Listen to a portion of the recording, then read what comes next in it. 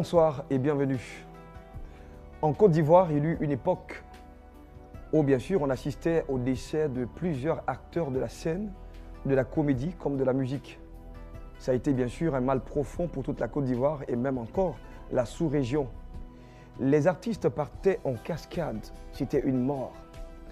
Mais quelqu'un pouvait le dire, toute mort est une mort, mais toutes les morts n'ont pas la même signification. Il y a certains qui partent, mais après avoir connu le Christ, et il y a d'autres qui n'ont même pas le temps de rencontrer Jésus-Christ de Nazareth. Ce soir, nous allons rencontrer bien sûr un homme qui lui est un ex-DJ. On l'appelait justement pour ceux qui sont les férus, donc des maquis en son temps, VGE, 1000 maquis. On parle également de Makori Gasoil, tout ce que vous pouvez imaginer, en tout cas même la maison mère, ces grands maquis de renom. Il y avait bien sûr le DJ, original DJ, bien sûr qui était établi sur ces différents maquis. Amis des grands artistes qui vivent aujourd'hui, mais on se demande s'ils ont rencontré Christ. Lui, il a quitté le lot. Original DJ. En fait, vous le connaissiez aujourd'hui en tant que le chanteur Guitou Béré. Ami de DJ Lewis, DJ Venon, pour ne citer que ces deux. Il est là bien sûr avec nous en plateau ici et nous parlera de cette transition, comment il part bien sûr de cette période de DJ à maintenant un chanteur pour Christ. Bonsoir Guitou. Bonsoir mon frère. Il va très bien? Tout va bien. Alors je ne sais pas qui je présente en premier, parce que c'est au témoignage, on va partir d'hier à aujourd'hui. Alors je dis quoi? L'original DJ ou je dis Guitou Béré? Guitou Béré, c'est mieux. Aujourd'hui c'est Guitou Béré. Oui, super, il va très bien? Oui, tout va bien par la grâce de Dieu. Ça va. Super. C'est vraiment une grâce de rencontrer Christ. Tout à fait. Ce n'est pas aussi aisé de partir vers le chemin de Jésus-Christ de Nazareth. Tout à fait. Alors, parlez-nous un tout petit peu de vous, présentez-vous d'abord, mais hier et puis aujourd'hui également. Bon, je suis le chanteur Guitou Béré aujourd'hui et je suis fier aujourd'hui d'appartenir à Jésus-Christ de Nazareth. À l'époque, en 1999, j'étais DJ des grandes boîtes de nuit et maquis en Côte d'Ivoire. En cette époque-là, il faut dire que je n'avais pas le temps. En ce temps, en cette époque, on ne me parlait pas de Jésus. Je faisais ma vie et je gagnais ma vie à cette époque. Oui, j'aimais la vie. Les atalakou, l'argent, la femme, la boisson. Je faisais tout ça. Parce que nous étions aussi en plein mouvement de boucantier. Tout à fait, tout à fait. On chantait pour plusieurs artistes aujourd'hui. Doug Saga, les Camorassiens, aujourd'hui qui font partie des gens en Europe, tout ça. Et cette époque, vraiment, c'était très facile pour nous autres. Imaginez-vous quelqu'un qui chante et par semaine, il peut avoir au moins près de 200 000 francs. Pas pour dire par mois, par semaine. Je n'avais vraiment pas le temps. Et j'aimais cette vie-là, je continuais à travailler en tant que DJ-joker et animateur. Et en 2003, j'étais 4e meilleur DJ de Côte d'Ivoire. Et le concours s'est passé à chose, comment on appelle, à Yopougon ici, au complexe sportif de Yopougon. On parlait des awards des meilleurs DJ de Côte d'Ivoire. J'étais 4e meilleur DJ en ce temps-là. Et j'aimais toujours ce boulot parce que c'est dans ça que je me sentais. En tant que joueur de platine et faiseur d'atalakou. Et je continuais. Pour parler d'atalakou justement, pour des gens qui nous suivent à l'international, vous jouez un peu le rôle de griot en fait. Oui, c'est ça. C'est la griotique. C'est ça. C'est fait des éloges, des personnes et des événements. Oui, c'est ça. On chantait pour ces personnes-là et on gagnait de l'argent. Quand on dit les jours des fêtes, 31 décembre, là c'est le off. Mais malheureusement, quand on prend ces gens d'argent, la semaine qui suit, ça finit. Et comment? Ça finit dans peut-être les premiers choix, les habillements, les chaussures et autres, la boisson surtout, et ça finissait. Et c'est comme ça, j'étais en train de même apporter un album dans le monde. J'ai fait un concept et le concept, par la grâce, je peux dire par la grâce de Dieu, c'est pas sorti. Et ce concept est resté. J'étais en train de travailler avec David Théhéro, qui était en train de faire sortir le dernier morceau dans le monde. Et quand j'ai commencé avec David, le dernier morceau où Baby Philippe devait faire, au moment où nous sommes arrivés chez Baby Philippe, il se trouve qu'en cette époque-là, ils ont volé ses appareils.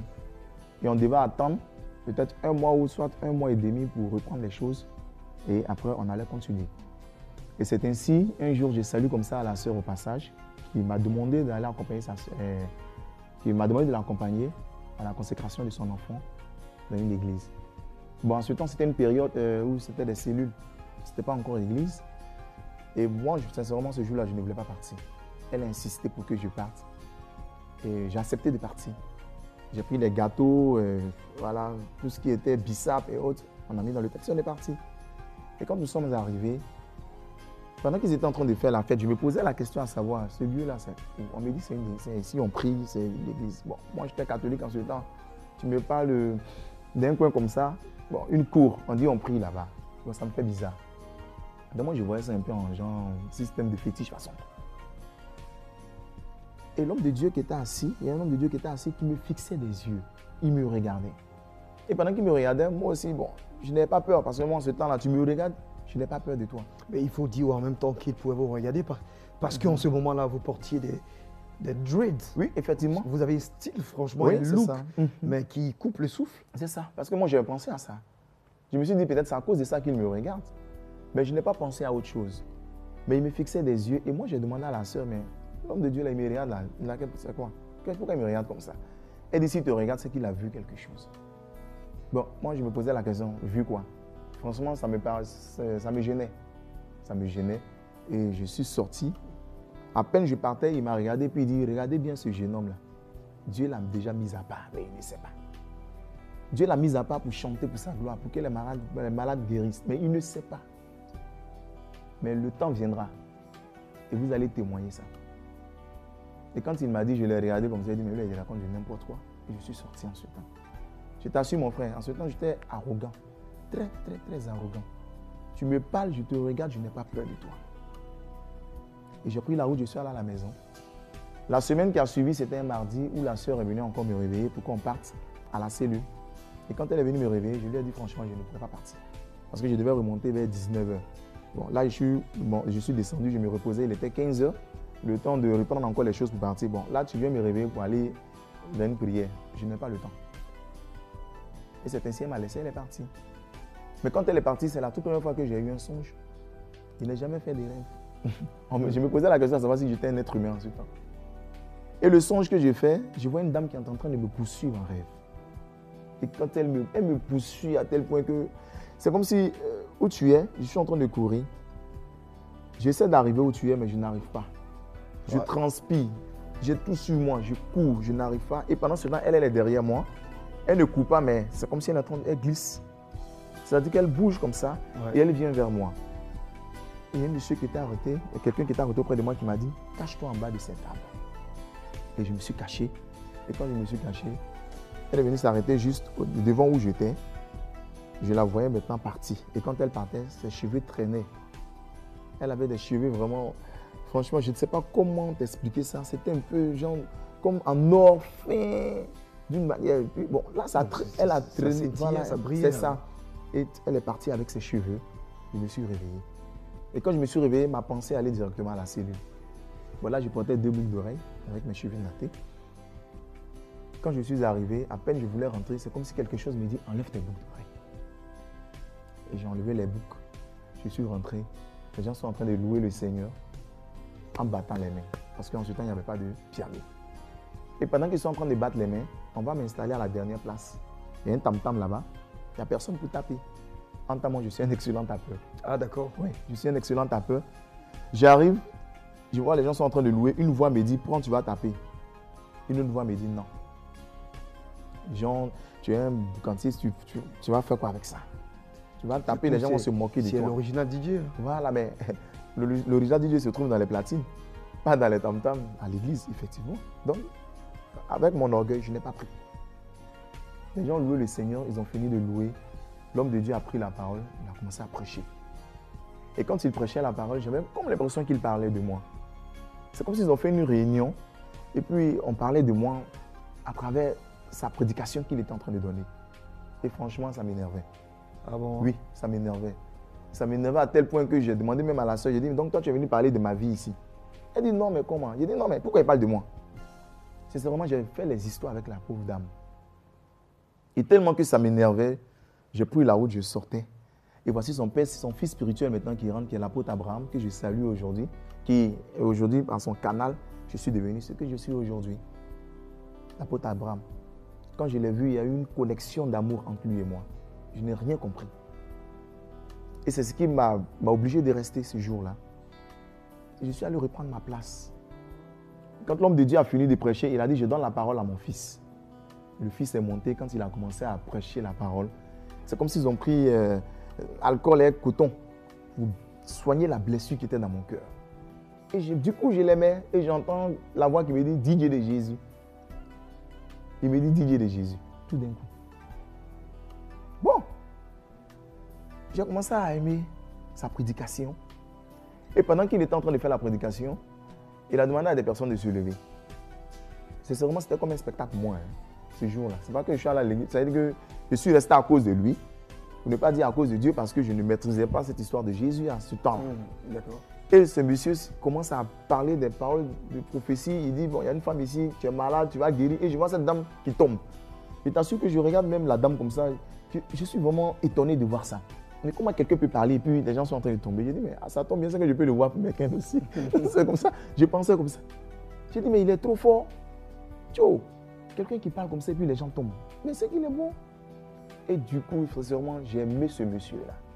Et quand j'ai pris la route pendant la maison, j'étais pressé que la semaine prochaine arrive pour que je parte encore à l'église. Et c'est comme ça que j'ai pris goût à la chose. Je partais maintenant à la cellule. La semaine qui a suivi, je suis allé. Au moment où les gens louaient le Seigneur, personne ne m'a demandé d'enlever mes cheveux. Personne ne m'a demandé de prendre tam-tam.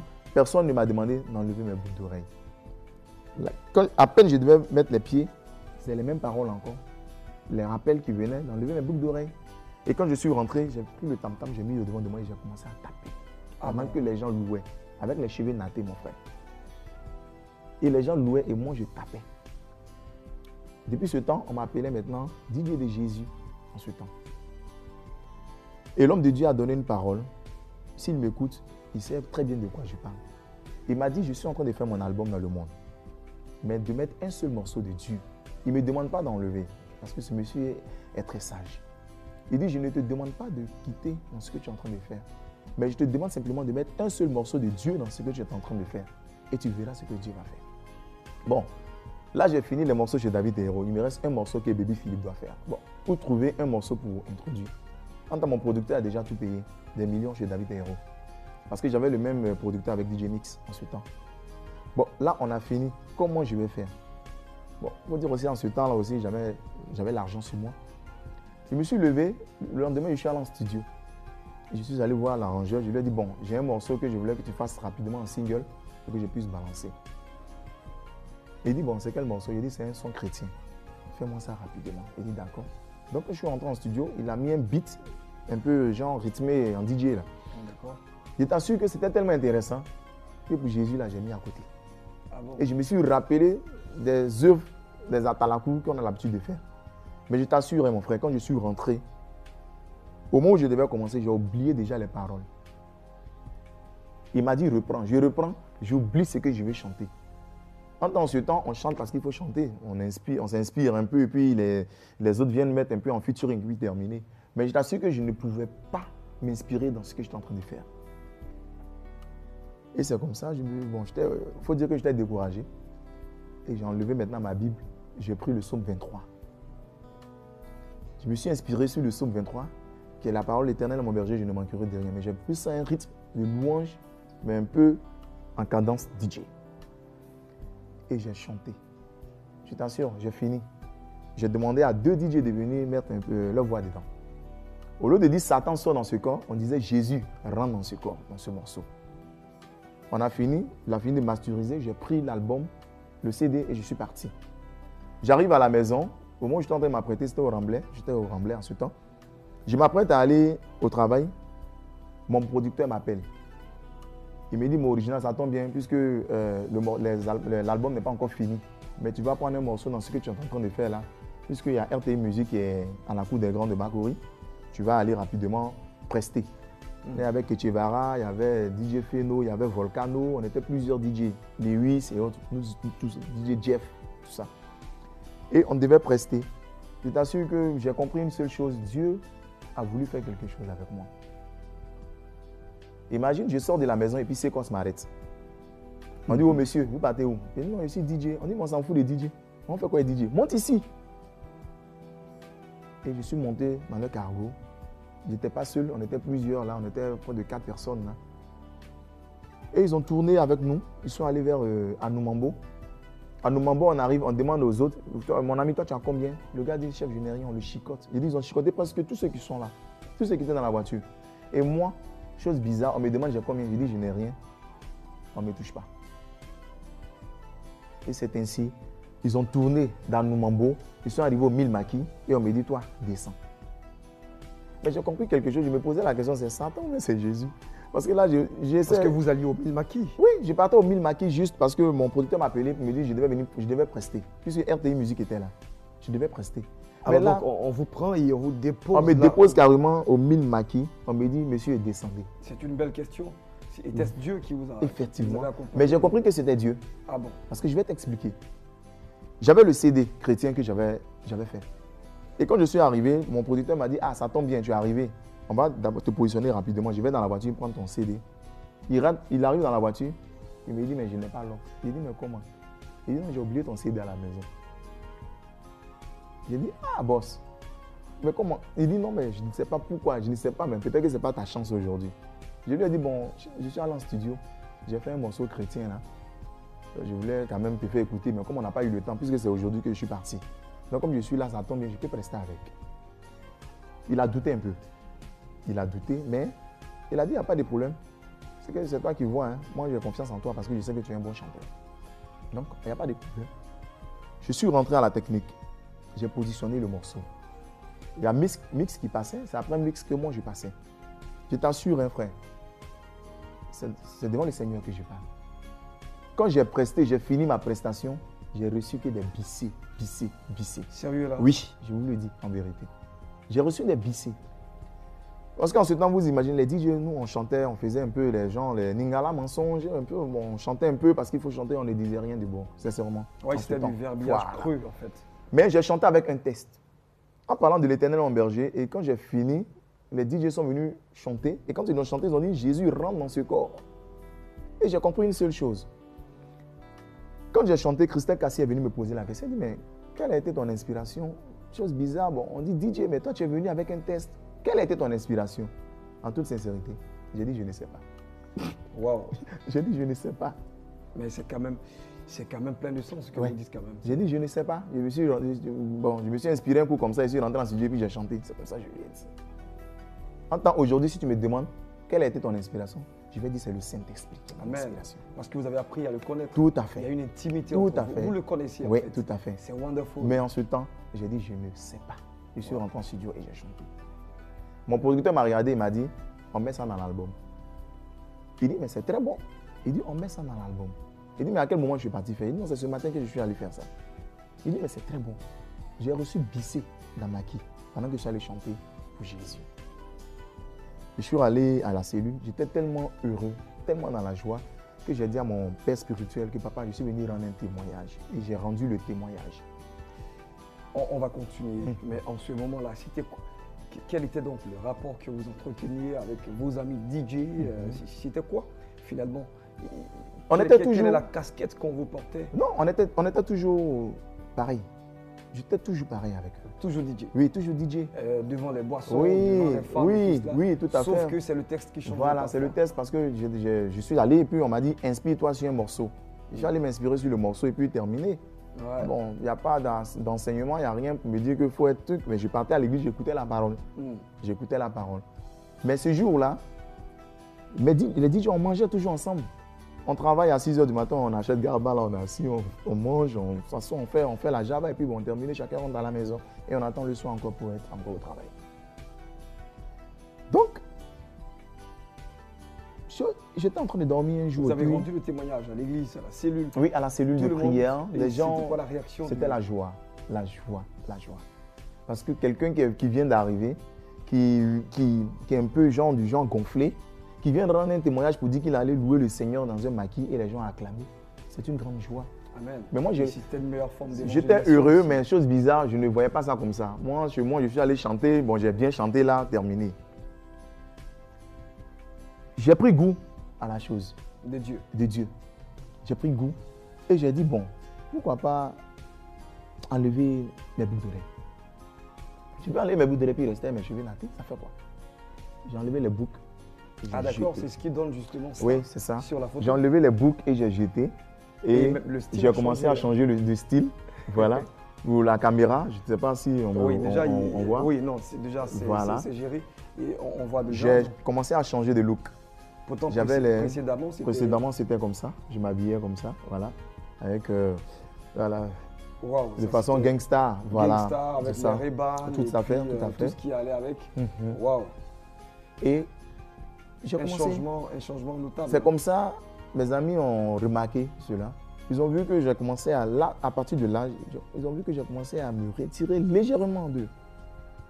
Dans quel sens légèrement? Parce que en ce temps maintenant, avant de commencer les Atalakou, j'aimais beaucoup louer le Seigneur en ce temps.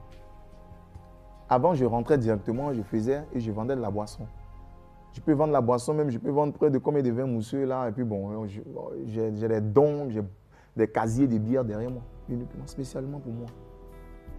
Et en ce temps, j'ai commencé à chanter. Je louais maintenant Dieu. Je chantais les gens victoire, alléluia, sur les beats DJ. Je commençais maintenant et les gens louaient, on lève le mouchoir et tout ça. C'est comme ça qu'on faisait. Et après ça, je commençais à vendre la boisson. En pantalon, chemise. Les DJ ont commencé à m'appeler DJ Pasteur. Ce n'était plus DJ original en ce temps. Mais je l'assure, sincèrement, ça me gênait. Parce que le monsieur était toujours en pantalon. Oui, j'étais en pantalon, souliers, chemise. Ouais. Bon, là, on m'appelle DJ Pasteur. Bon, là, sincèrement, je n'étais pas content. Chose bizarre. Je n'aimais pas ce style. On m'appelait DJ original, au lieu de me dire DJ Pasteur. Pourquoi? Le style a changé. J'aimais maintenant prendre une petite Bible là. Je méditais maintenant les petites Bibles. Le Nouveau Testament. J'ai commencé à méditer. Je méditais. L'homme de Dieu m'a donné un passage. Il m'a dit de lire tout Ésaïe. Et j'ai commencé, je méditais Ésaïe, je méditais le psaume, Ésaïe, psaume, c'était comme ça. Et chaque fois, j'étais comme ça. Et était-ce le songe où la dame vous poursuivait, qui vous a surtout rapproché du Seigneur, mieux de la cellule? C'était quoi justement le déclic en fait? Bon, apparemment, tout ça, ça vient à partir du songe que vous avez eu. Oui, à partir du songe, puisque j'ai eu peur. Bah ouais. J'ai eu peur. Je vois quelqu'un en train de me poursuivre. Une autre personne me dit, cache-toi en bas. À peine je me cache, la dame continue son chemin avec mes longs cheveux. Je me réveille et une pensée m'amène à l'église. Je peux dire que c'est le Saint-Esprit. Ouais. Il a commencé à m'habiter en ce temps. Amen. Sinon, c'était de moi-même, je n'allais pas aller. Mais c'est elle. Je peux dire que c'est suite à ce songe que j'ai reçu l'appel du Seigneur.